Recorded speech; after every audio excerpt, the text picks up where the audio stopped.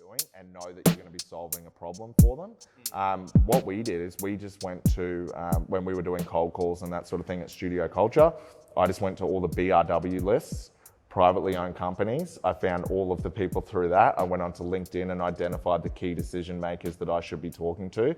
And I literally just called, and I learned very quickly that the key is not necessarily speaking to the person or the prospect. It's how you get through the gatekeeper.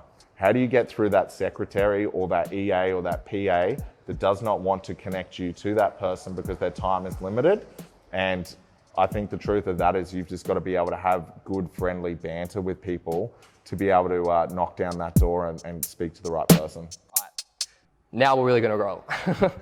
Welcome to episode 7 of Brisbane Base. Today my guest is Joe Fox, Asia Pacific Managing Director of Lighthouse 8, a multinational technology company with offices across Australia, Norway, Singapore and the UK, currently serving large-scale enterprise clients such as Blackmores locally and some of the biggest organisations abroad across Europe.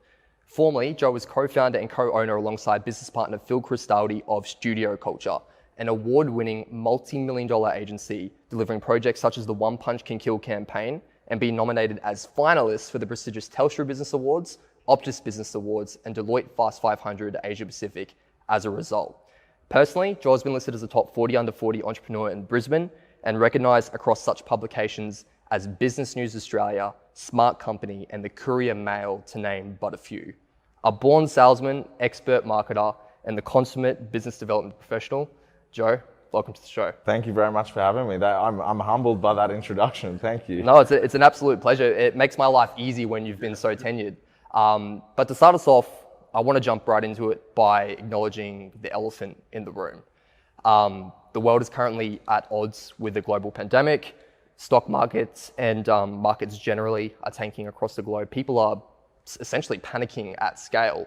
For the business owners out there, for the sales and marketing professionals listening to this right now, what are you doing and what should they be doing to continue generating leads for their business, close deals during these tough times and grow their top line while everyone else seems to be contracting? Definitely. I think the first thing that I would suggest in that regard is look at your current customers as well. It's so easy as salespeople and BDMs for us to automatically want to chase the next big whale or the next big fish and go for that next big deal.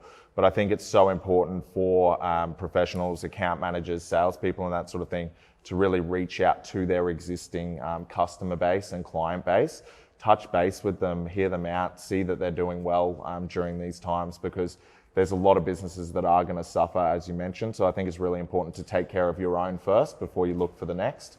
I think some other things that can be done is really making sure that you're offering the best solution. So for example, if you're dealing with a client or you're currently in the process of negotiating a deal, it may not be the best solution for them to sign a 12-month contract during these uncertain times. And it could be something that makes them want to drop out of a deal. So my suggestion would be more looking around things like pilot programs and proof of concept programs. So for example, instead of implementing a 12-month contract, look at doing a 3-month trial to prove to the client that you're invested in their success and be able to prove that with actual actions from what you're selling to them. I want to backtrack a little bit because your journey in digital marketing and sales began just under a decade ago. And to paint the picture for the audience at home, you were in your early 20s at the time, previously a high school dropout. There was really nothing else under your belt besides a blue-collar trade that you had and a marketing diploma. And essentially you were transitioning into the business of selling websites to small businesses, right? That's how you got your start. Yeah. But you had no real experience, no crazy network, no super specific expertise. For the people out there right now who are in that similar position, they're just starting out, what did you do then and what can they do now to get their first few runs on the board and earn those first few clients? Definitely. I think once again comes back to adding value, right? So every single client that we dealt with in the early days with Studio Culture was constantly about under promising and over delivering. So we would do extra things for them, like making sure that we were helping with their graphics and those sorts of things with websites. So really making sure that you deliver, I think, is the absolute key. In order to actually reach those new clients and those sorts of things, go to your family and friends first. It's true. Everyone does have a network of some description. So whether it be, a friend of a friend, whether it be your uncle or auntie who's got a small business. Everyone does have some level of network that they can tap into regardless of whether they think they do or not. So that would be my first advice, is really identify actually who do you have in your network and go out and pitch to everyone you know, because the more that people are aware of what you're actually doing or what you're trying to achieve, the people who are in your close circle and in your network will try and help you, especially when you're starting up. You will have other people who don't try and help you, and that's just part of life, and we all know that. But yeah, really identify who is your actual network, because everyone has one. So first things first, who do you already know? Who do you already know? Who can you add value to? Whose problems can you solve? And it's interesting because I know from our conversations we've had off air, you essentially told the exact same thing to me. You did a really great job of leveraging your existing network to get those first few runs on the board. Yeah. But let's just say there's going to be the one or two people out there who say, Joe, I don't know any prospective clients in my immediate network. Okay, fair enough. And when I was in that exact same position, having to look outside of the people I knew to get new business, when I was looking to do real estate on the north side of Brisbane, where I literally didn't know anyone north of the river, not a soul, right? Yeah.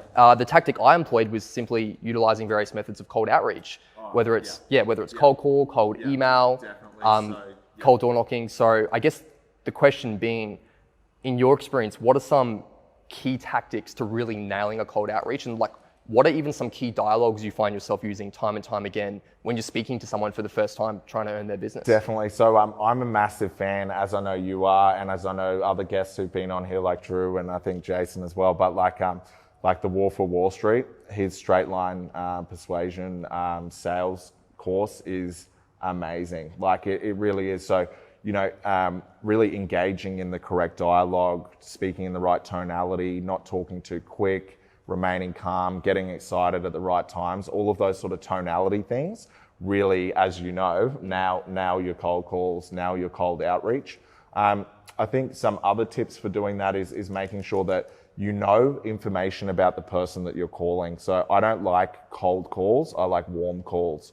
So, and it's not warm as in they necessarily know that you're going to be calling them, but I think warm in the fact that you know enough about them to be able to actually hold a conversation with them, get them engaged in what you're doing, and know that you're going to be solving a problem for them. What we did is we just went to, when we were doing cold calls and that sort of thing at Studio Culture, I just went to all the BRW lists, privately owned companies. I found all of the people through that. I went onto LinkedIn and identified the key decision makers that I should be talking to, and I literally just called. And I learned very quickly that the key is not necessarily speaking to the person or the prospect, it's how you get through the gatekeeper.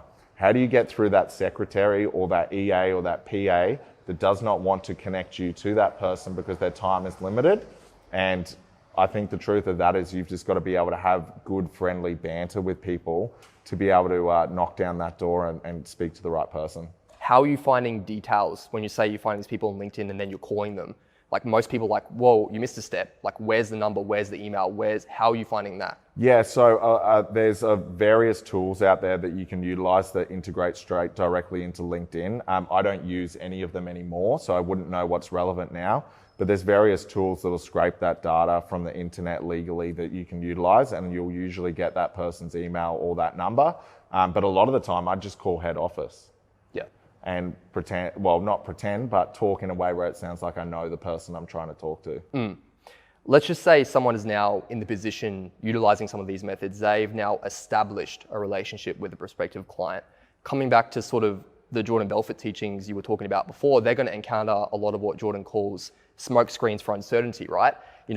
I need more time to think about it, send me some more information. We can't right now because of Corona. Yes. Some may be valid, some may not be. But what I've learned in my limited experience doing it is that if you want better outcomes in business, you need to ask better questions, right? 100%. And so I was curious to know, what are some key qualifying things that you find yourself asking prospective clients time and time again to sort of move them down that straight line towards getting something done? Definitely. I think it comes back to, as I mentioned, the problem solving aspect. So kind of like highlighting, like if I was to be able to provide this to you, what problem would it be solving for you? Or if it's a lead that's an inbound lead, is saying, okay, well, what's brought you to us? What is it specifically that you're interested that we offer that's going to solve your problems or issues or help you towards your goals.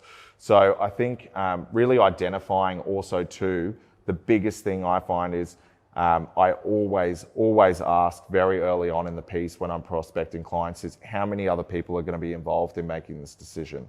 So now that we're working, so Studio Culture, we worked with a lot of small, medium, and a couple of larger clients. Now I'm pretty much entirely dealing with enterprise level clients. So the decision-making process is longer and there's more people involved in that decision-making process, which I need to take into account for our pipeline, for our staff and for our technology and all of those sorts of things. So a lot of what I will ask is who's involved in that decision-making process? How quickly are you guys likely to adapt this technology or our product or our offering into the business? And what can I do to alleviate any fears or concerns you may have about implementing this technology or this service or this product into your business? And I find that that's all questions that identify what the problem is, how long it's going to take to solve, and it shows that we can solve it because we're knowledgeable in this space. I think that's such a good point because Jordan talks about it all the time, but you can't close an unclosable lead, right? Yeah. And it's about identifying, listening to what you're saying, the crux of it is who are the decision makers? Who do I need to make this decision? Is there an appetite to go ahead with this? Do you have capacity? That sorts of things. Like, are they a viable client? And then really, go into the process of trying to sell. Definitely. Now, sort of all that we've talked about so far has sort of covered what the front end of a potential transaction would look like. But now I want to sort of cover off on what life may look like on the back end of a potential deal, and specifically how to successfully negotiate one. Because there's so much talk about negotiating and how to do it and how not to do it. And I'm sure you've been, in many high pressure situations where it's time to come to agree on some price and terms and get something done. Yeah. When you're in that situation, whether it's in person, on the phone, via email, whatever it may be, what tactics are you employing to get things done and to wrap up something? Definitely. So as I touched on in regards to the current state of the world, I often, if a client has cold feet about if they have commitment issues, so if they're concerned about jumping into the deep end for a fixed long-term period of time, mentioning doing trials and that sort of thing is usually a good way, especially with the technologies and that sort of thing that we're utilizing at the moment. Once they've seen 3 months of what it can do, it's very hard for them to turn it off. They're not going to want to turn it off because they can see the results. So offering shorter timeframes on contracts is definitely one. Absorbing setup costs into 12-month contracts. So if you've got a large, like for example, with Studio Culture and kind of, I guess, similar in some ways to Lighthouse 8, there is setup involved. So sometimes absorbing that over a 12-month contract period can be helpful for a client if cash flow is an issue, for example, what's happening in the world at the moment. But honestly, I think that with the negotiation side of things, I bring them back to other various points in the conversation. Not in a way where I'm mocking them or being childish or condescending towards them, but more saying, well, when we were speaking about this part of the deal 2 weeks ago, it didn't seem to be an issue. What's made it an issue now? And I find that often reframes the way people are thinking about something, and you can get over some of those speed bumps to get deals done. Also, I think if you've built up a proper solid relationship, you can talk quite frankly to some of these people that you're dealing with. So if it's a CMO that you're dealing with as opposed to the CEO, or if it's a marketing manager that you're dealing with and they've got someone to report to, often saying, is this your concern or is this a higher up concern that's being passed on through you? Because I'm more than happy to talk to the person who has the concern. So I think those are some of the things I've utilized. And I think also too, is just highlighting to, often we're dealing with CMOs or marketing managers or people who are heads of digital and that sort of thing. Having this technology that we have now can be kind of confronting to them. So it can, they can sort of sit and think, am I going to lose members of my team? Am I going to be made redundant by robots and machines and machine learning or AI in the future? And there's a kind of a bit of a sense of panic around it sometimes. I think it's assuring them, and it's the truth, is that we need your cooperation fully and wholly to be able to implement this technology into your business, and you're going to look like an absolute legend if it goes off. So we're not going to be taking all the rap for that. Essentially, if you're the one who approves this, you're going to look like a hero when everyone sees those stats in 3 months' time. I love that. So it's about First and foremost, reducing the barrier to entry with things like free trials and trial periods. And if you have a solid offering, which is the important secondary component, they will be impressed enough to continue with you. And it kind of comes back to some of the tactics. You know, I know Amazon has only 2 clicks to buy something. It's a ridiculously small, you enter in your credit card and they're like, click, click, money's gone. Reducing friction. Reducing the friction to doing business. I love that. Just touching on too with the free trial sort of thing, we will never offer a free trial. We're not going to do that. Also, it's a paid trial. It's a paid trial, always a paid trial. Also too, and just touching on that negotiation side of things, if you give people stuff for free that's of high value, they're never going to value it when they have to pay for it. So it's always important for us to have, and often we may not make a lot of money on that initial, trial period of time, but we do get that money flowing at the start because it gets them in a habit of paying on time, paying regularly, and valuing our services for how good they are. Yeah. And I guess the most important thing is, well, you're establishing a business relationship. So they're already in the behavior of doing business with you. It's much easier to continue that versus building it from scratch, which I really like as well. Now, I guess everything we've sort of just touched on, we've touched on two of the most important things right now I think sales and marketing professionals need to focus on is filling their pipeline with more people and building their network of prospective clients. We've just touched on that. And then I think secondarily is improving and refining your skill set. And we've just touched on negotiation, but there's a quote from investor, entrepreneur Naval Ravikant, which I really like. And he talks about the notion of learning to build and learning to sell. And if you can do both, you will be unstoppable. And Jason Rolston, mutual friend of ours, co-founder of BlackRock, who's on the show very recently, essentially explained that software engineers, people who can build, and sales professionals, people who can sell, are the two most highly valued professions in the talent market today, and they get paid the most. What I find really interesting is that when you were first starting out, you could build websites and you could sell them, and you were largely self-taught, it's worth mentioning as well. And so I wanted to know, what's the value in being able to do both? Like, how valuable are those skill sets in building a business in early stages? 100%. And then for people who are not too good in one area, or maybe are really wanting to specialize in one in particular, how can they go about skill acquisition and really taking their abilities to the next level? Yeah, definitely. I think we're really lucky that we live. I'll go back to the touch on the first point. So I think it is very valuable in the early days of a business to be wearing multiple hats.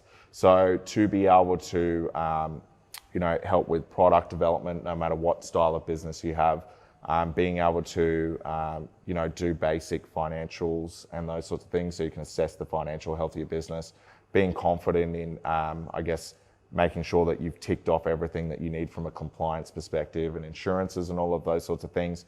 And definitely being the face and front of your business. So the one advantage that I feel that small business has over large enterprise is that it's usually an owner who is the face of the business or the sales of the business.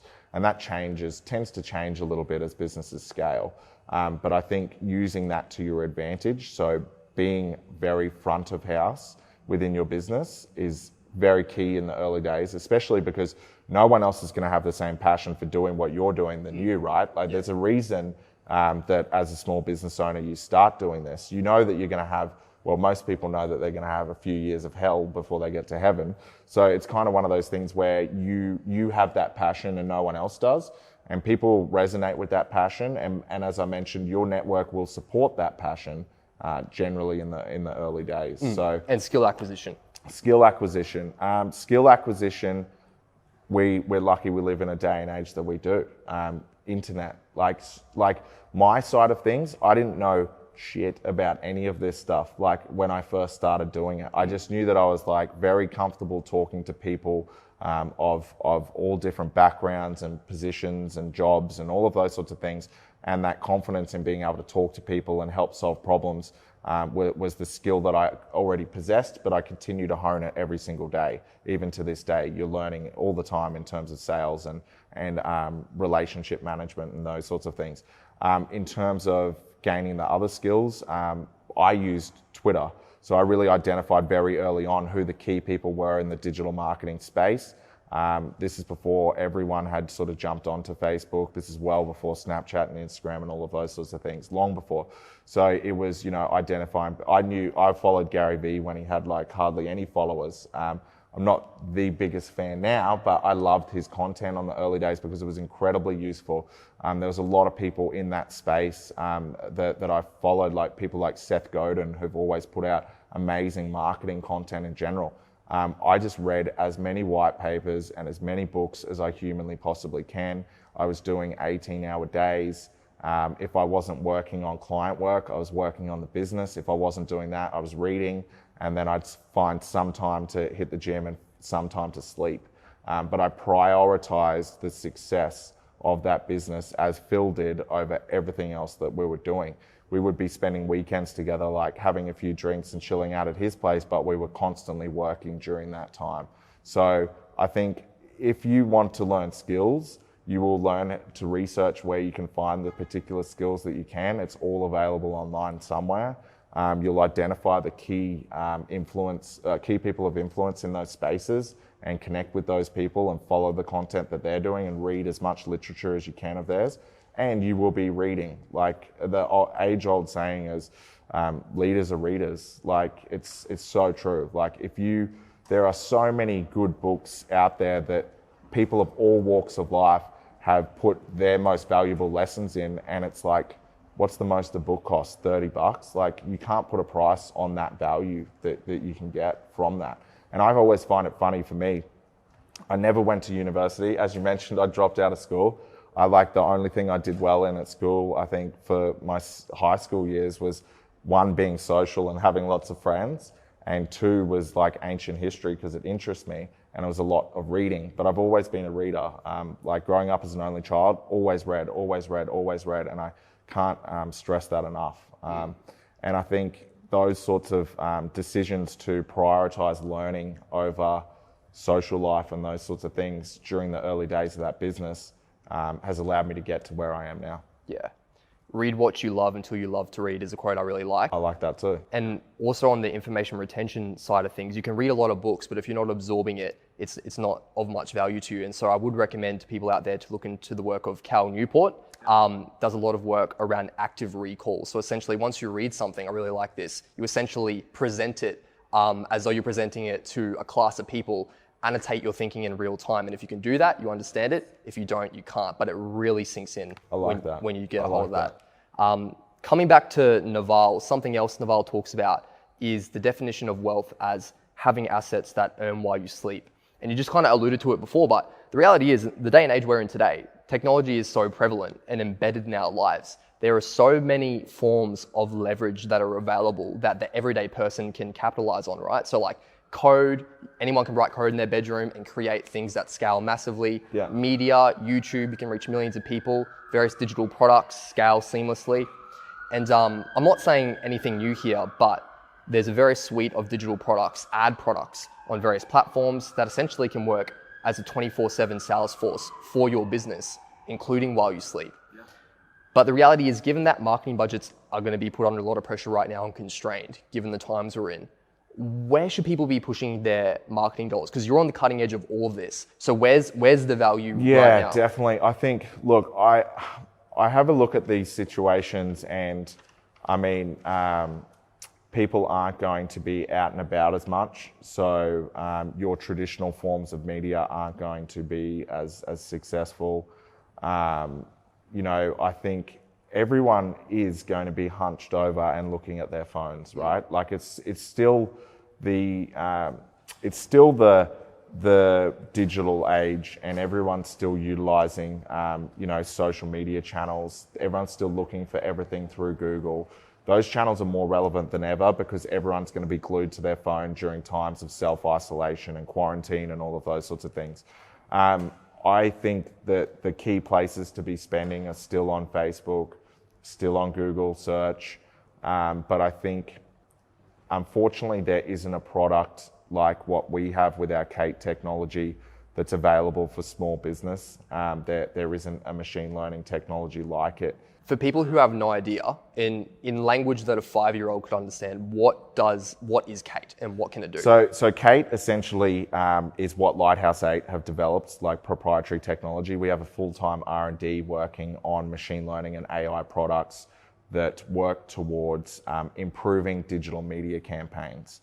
So because the project has been worked on since 2012, and we've actually had engagement on those projects with the Norwegian Research Council, so an arm of the Norwegian government, we literally have a team of some of the brightest minds and some of the first people who've been working on AI and machine learning technology in this space in Norway. So it's incredible technology, but essentially what it does is it automates a lot of processing. It processes lots of data. So data can be Google Analytics data, it can be Google AdWords data, it can be customer data, it can be CRM data.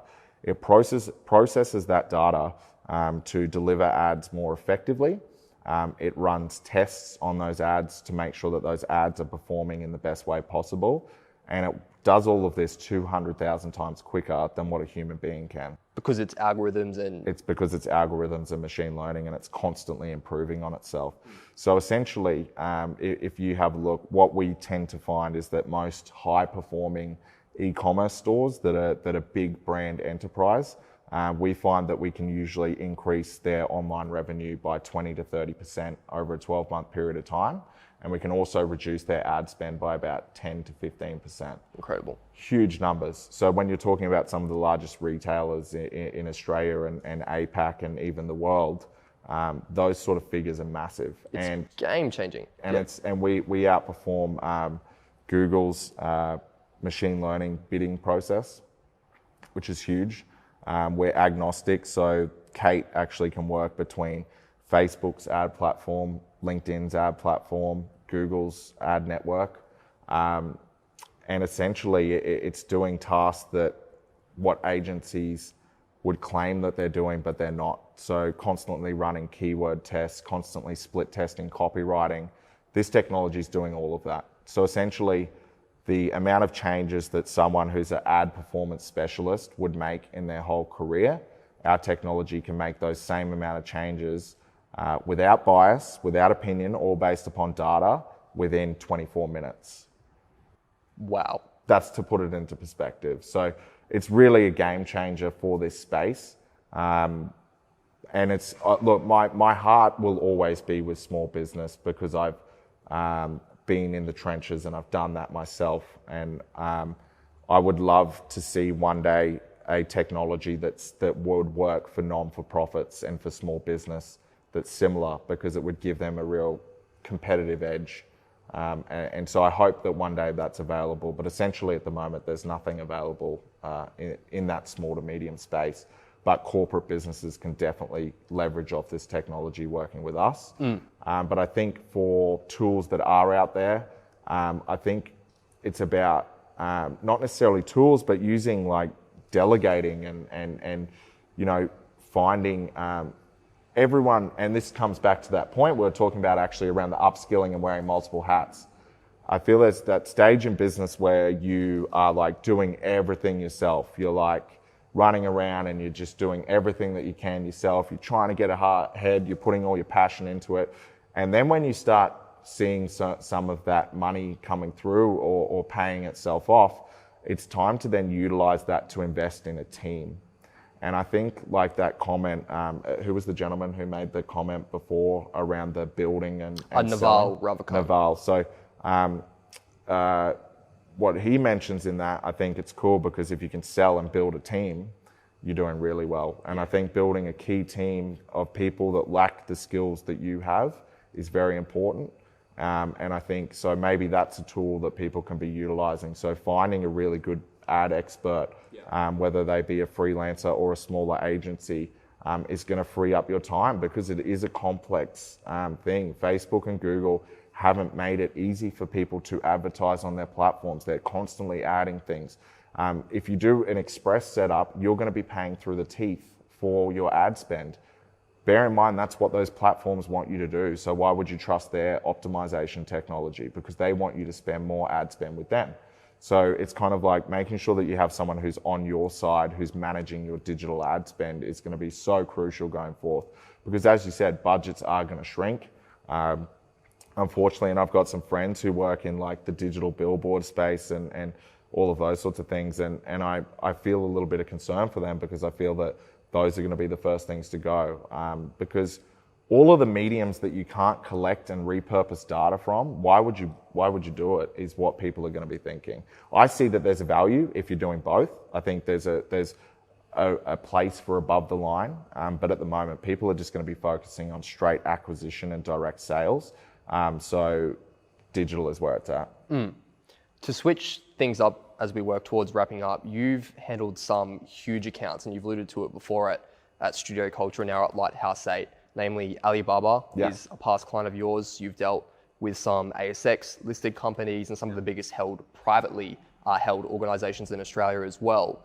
And everything, like you just said, we've talked about today, is sort of within the context of B2C, maybe selling to small to medium-sized businesses. But when it comes to these big name enterprise clients, right, like household company names, for the people like myself who have no idea, like what's the end-to-end process actually like of getting those deals done? Like what does that process look like? It's cool. I really love that. Like I compare it to like, in a way, it's kind of like, I feel like when you're courting someone in a way, you know what I mean? Like it's like you are trying to show that you are a viable candidate. You're proving value.